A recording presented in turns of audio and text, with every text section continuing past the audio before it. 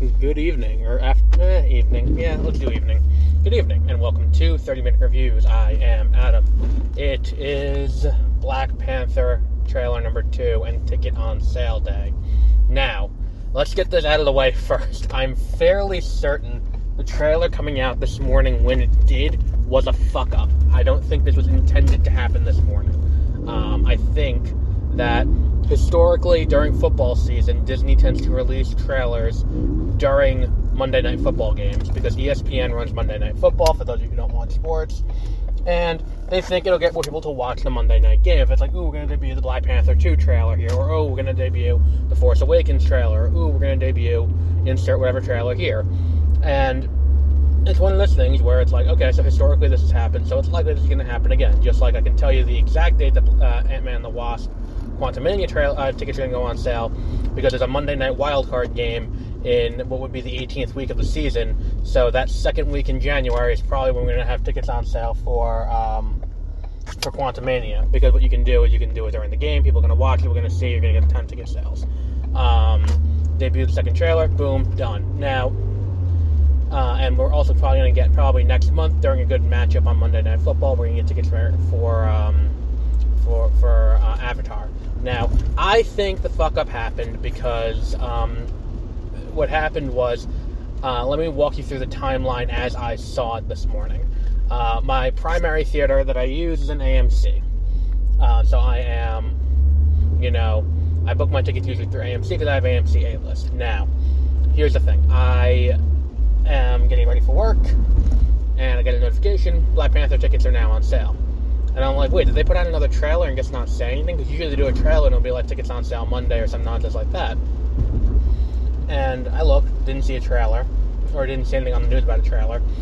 And then I get my tickets on the AMC app because no one's checking, I guess, and no one was looking to see if tickets were on sale yet. So I picked up my tickets, got my tickets, I'm all set to go.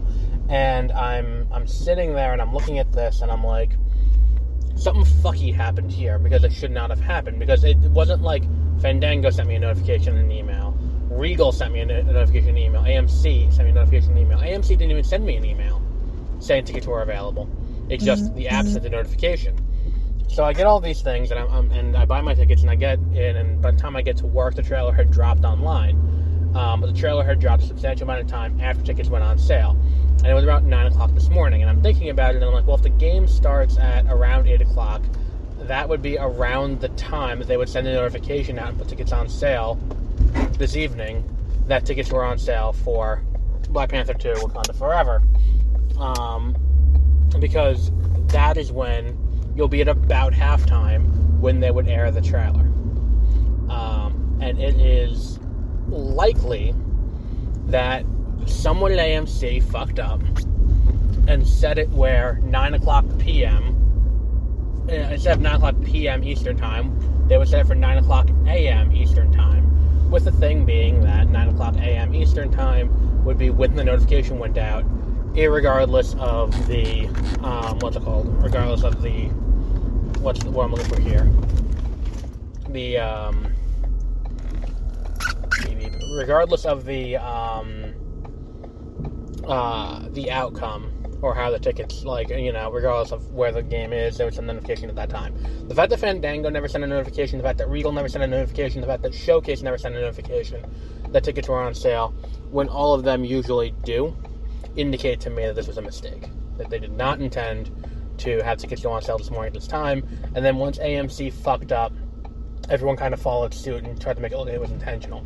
And also, putting it during Monday Night Football would allow for greater viewership, and put it at a time when people aren't actively driving to work, or on their way to work, or at work when the tickets go on sale. Most people would be home from work by 9 o'clock at night. Obviously not everyone, especially I used to work closing shifts on Monday nights at my old job, and I would not be home. I'd be still at work till about 10:30, but people would be able to buy tickets at that time.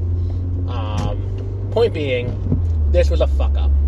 Someone made a mistake, and that's where we are right now with this Black Panther trailer available to talk about right now, instead of tonight when the trailer does inevitably when the trailer was supposed to drop on its own. And I think that'll be the real telling thing, because the programming for this is already set. If we watch the Monday Night Football game tonight, which I will be, I'll be watching the 49ers and the Rams face off. But if we watch this game and we see this trailer for Black Panther Wakanda Forever during the game, it indicates to me that there was in fact a fuck up, and the trailer should not have gone out when it did. But let's talk about the trailer itself. And the trailer doesn't really give us too much more. It gives us a few more cool shots of what we already knew was coming in the movie. Like, we knew Riri Williams was making her debut, so seeing this shot of her, we get two moments that are kind of evocative of key moments from very evocative of moments from Tony Stark's mythos. The first is we get to see her flying very high over a city, almost directly up, which is what we saw in the first Iron Man movie, where she's flying directly up, or he flew directly up, and then he discovered the issue with the the freezing. And then there was also the other moment where we see her flying, but we see her flying again from a different angle. And it reminded me very much of Tony Stark giving chase to the Q ship. Is that what they're actually called, the Q ship? The ship that Thanos arrives on Earth in, or the Black Order arrive on Earth in Infinity War. Either way, that shot of him in that first trailer for Infinity War is what it reminds me of, where he's giving chase to that ship. And that's pretty cool. Obviously, the big effect shot, or the big money shot in the trailer, is the debut of what is presumably Shuri in the new Black Panther suit. I've also seen people speculate that it could be Lupita Nyong'o. I forgot her character's name. I haven't watched Black Panther in a while. But Lupita Nyong'o's character. The exposition around Atlantis is kind of cool, and the fact that we're getting that exposited via M'Baku is a really good idea to see that happen. Again, based on recent statements, I don't think this will be the true end. I mean, here's the thing, and whether or not we do get a new T'Challa in the future is going to be very dependent on how they say he died in this movie. If he goes missing somewhere and there is no body, obviously T'Challa is getting recast. And I think that, Kevin Feige's statement on the matter is very accurate to why they're taking the steps that they are in this movie to have T'Challa not be there in the wake of Chadwick Boseman's real-life death, where it would be too soon. And I think that there is definitely a case that people would be like, well, what the fuck? Like, he died as the movie was going to enter pre-production. It's like, well, what do we do now? You quickly recast him, and you can't really get into the full, casting operation of picking out who's going to play that character. I feel like that's the case moving on from here. And I do feel like that is not them blowing smoke up our asses. I feel like that is truly what the issue was. It would have been too soon. And then on top of it, it would have been very difficult to make sure we got the right person. Because let's be honest, Chadwick Boseman was a talent in the role. And I think that if you're going to recast him, finding someone who can act with the depth that he had, and I've said this before and I'll say it again, I think that years from now, when we look back on cinema in general, we're going to look at Chadwick Boseman the same way that we look back now on James Dean. It's just he didn't die of something self-inflicted in the way James Dean did, but, very, very short career, but had a monumental impact in his very short time in movies. And I think that's how we're going to look back on him. To look at... And I think that's the issue, is that this movie's got to thread a very thin line. It's got to walk a very narrow line where we have to, honor Chadwick Boseman and do all of that, because you can't just ignore it in the way you would if someone, did something stupid. You can just be like, we're just going to ignore this. But you can't make it the entire focal point of the movie, especially considering the fact that they seem very hell-bent on the fact that this movie had to come out in Phase 4, and I don't think it's a financial thing. I don't think this had to be a movie to come out in Phase 4 because it had to be a linchpin going forward in this thing. Otherwise, it could have been delayed and moved. From a storytelling standpoint, it seems apparent this movie needed to come out when it does. in a way that I think Blade's end up being delayed, but I don't think Blade necessarily needs to come out when it does, obviously, if it can be delayed. So what else was there with this trailer? I watched it this morning. I should have taken notes on it. But it's not a bad trailer. I just feel like the issue with all of the recent Marvel trailers is that the older ones, I would say pre-Endgame, would give you a lot to go on. And there was a lot to look at and speculate and all of that. But this is just kind of confirmation of what we already knew, and maybe that is just the new world we live in, where we have so many leaks being as high profile as they are. Maybe it is just that. But at the same time, it's like we aren't really giving... Like, we know everything that's coming, for the most part. We knew Ironheart was going to be in this movie.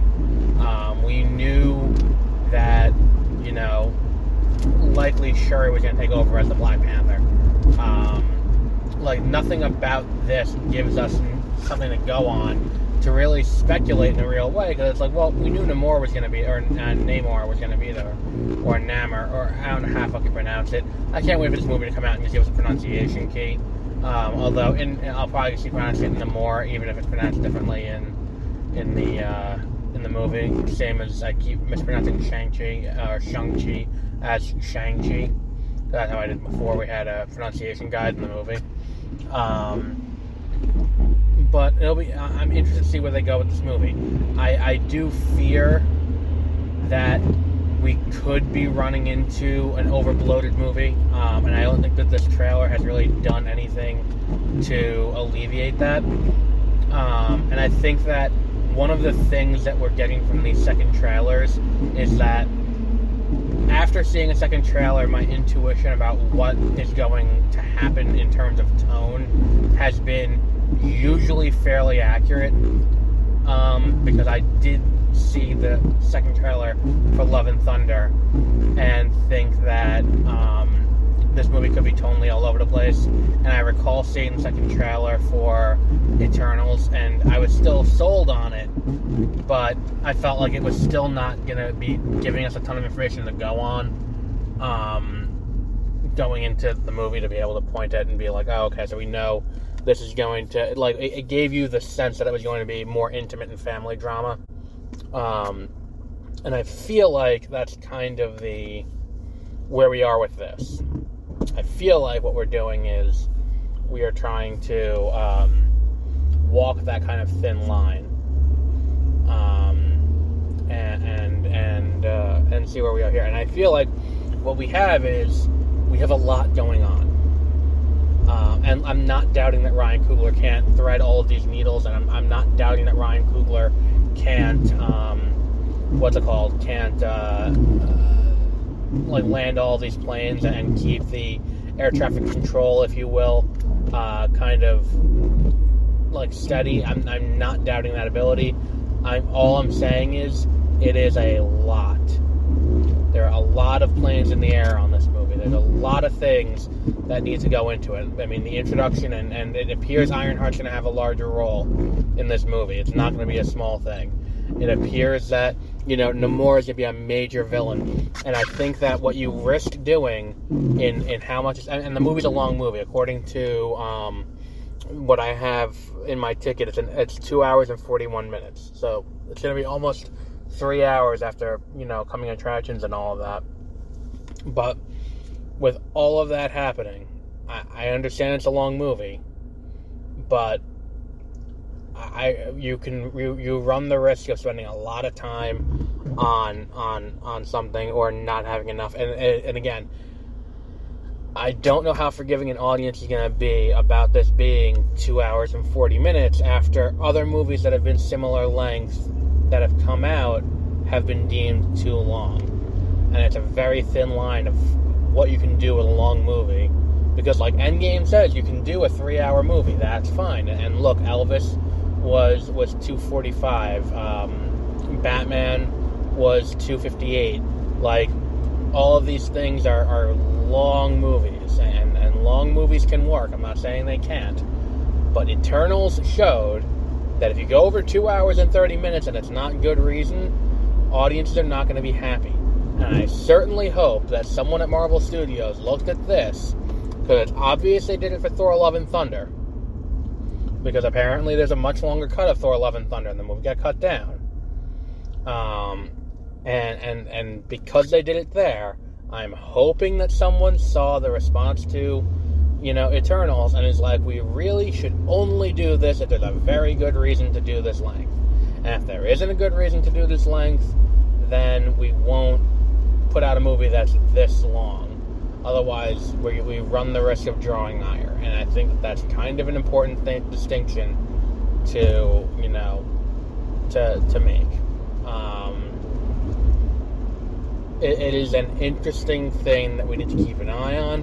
It is, and I'm looking to see how does this actually end off,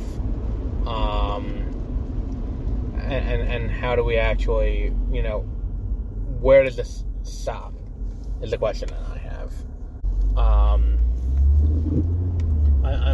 I'm not saying I'm not saying it's going to be bad.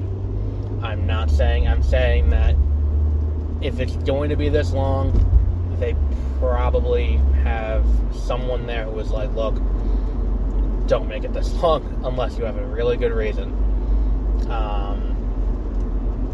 I'm curious to see where this goes. I'm curious to see where everything goes. I think you have a lot of work to do. And I think that's kind of my biggest thing, is that this movie is going to... It needs to tell a lot of story without feeling like it's telling a lot of story. And that is going to be a feat in and of itself. But if they manage it, and I'm not saying they won't, it could be one of the better Marvel Studios movies.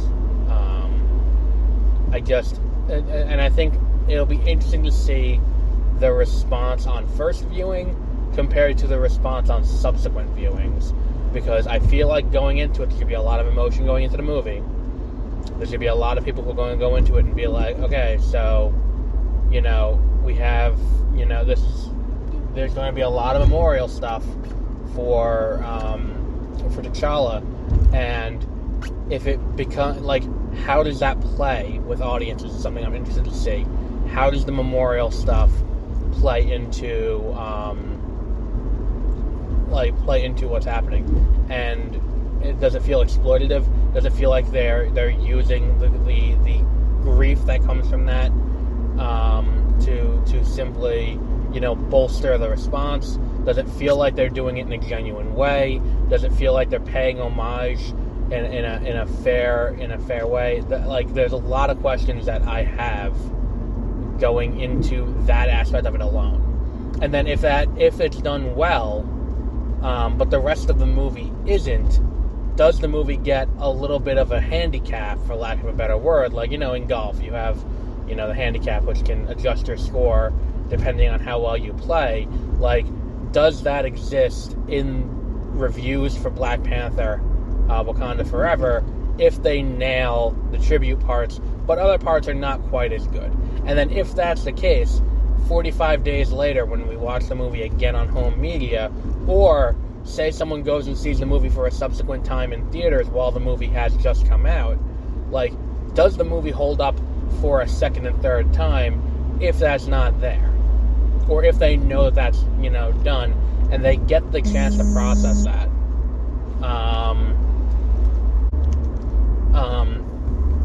Because I feel like that could also be something that could weigh on it, where it's okay, on a first viewing, because, as an audience, yes, we got to see him in What If, and he won an Emmy for that posthumously.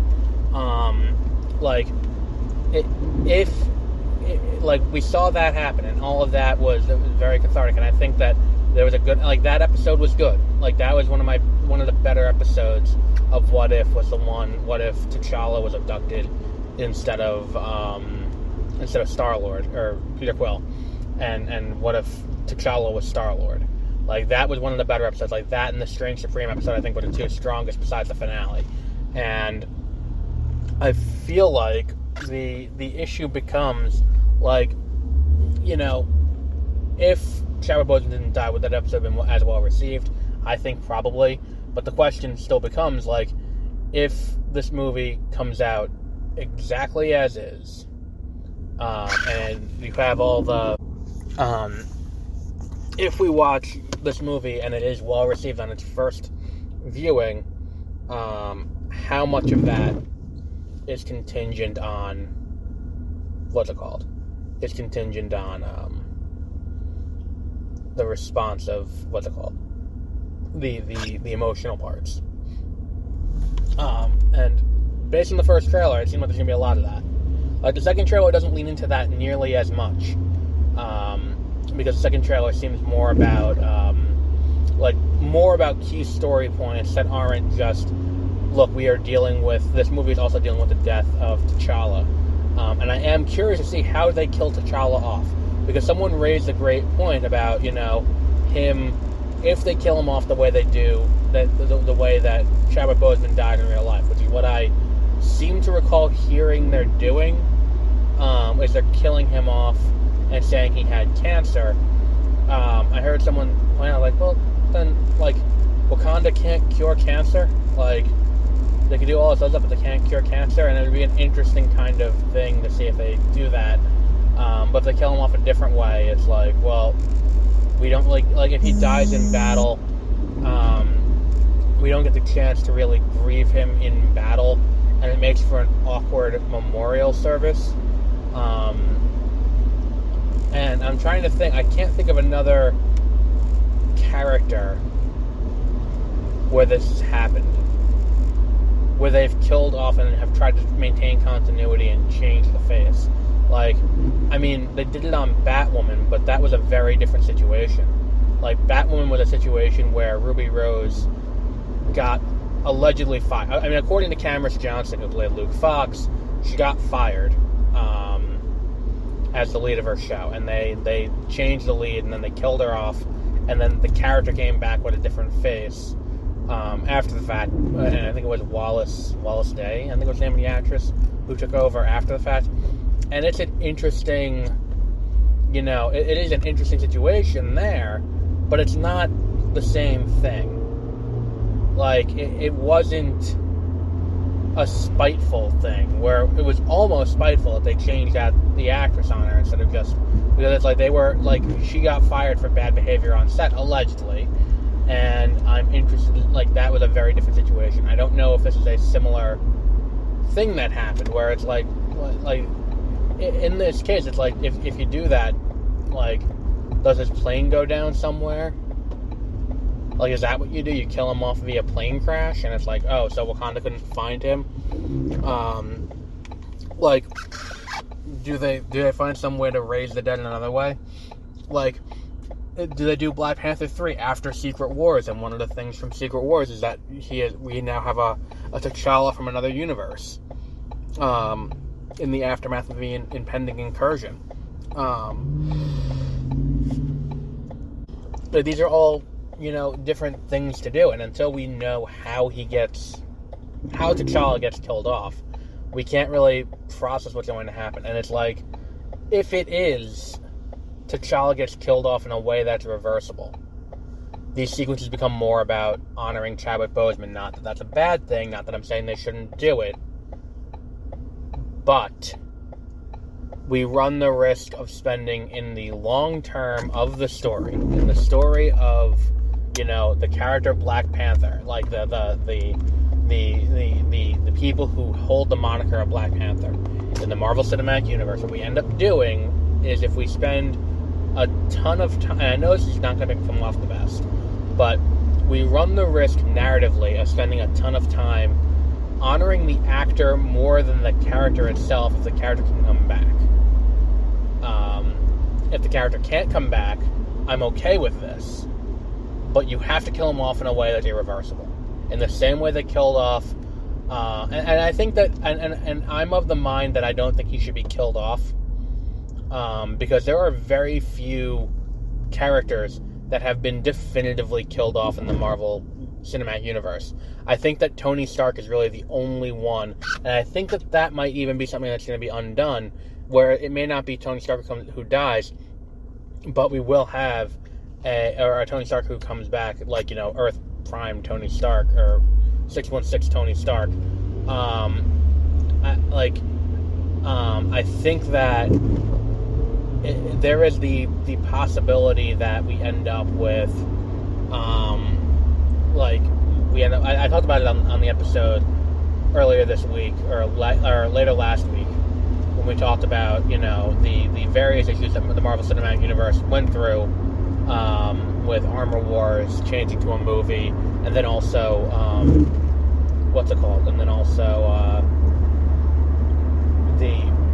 it is raining, motherfucker. You're gonna go that fast in the... Oh, you got BMW. That makes sense. When you look at what happened with with what happened last week, I speculated that the reason why they moved Armor Wars to be a TV show, or a movie instead of a TV show, is Robert Downey Jr. is going to come back and be the bad guy and do Superior Iron Man, and it's Ironheart and War Machine versus Superior Iron Man, and I think that's the best way to handle it. And then that would explain why they did that, because you can make $1.5 billion easy on the return of Tony Stark. But if that's the case, and we're going to do this thing where we're going to bring back him, even if it is for this one thing, and look, the same thing happened. Vision died, and Vision is returning. We have, what's his name? Scarlett Johansson died, but then she led her own movie after, as a passing of the torch to Yelena. But the only two characters who have died and stayed dead who are heroes are Black Widow and Tony and Iron Man. Everyone else has been resurrected at some point. Loki is back. And Heimdall stayed dead too, I guess. Even if he did have a small cameo in Valhalla, in Love and Thunder. But everyone else who died has come back in some way. We have 2014 Gamora is back, and he's going to be a major player in Guardians of the Galaxy next year. The 2012 Loki is fucking around with the multiverse in Loki. There was another one that I'm thinking of. I can't remember who it was off the top of my head.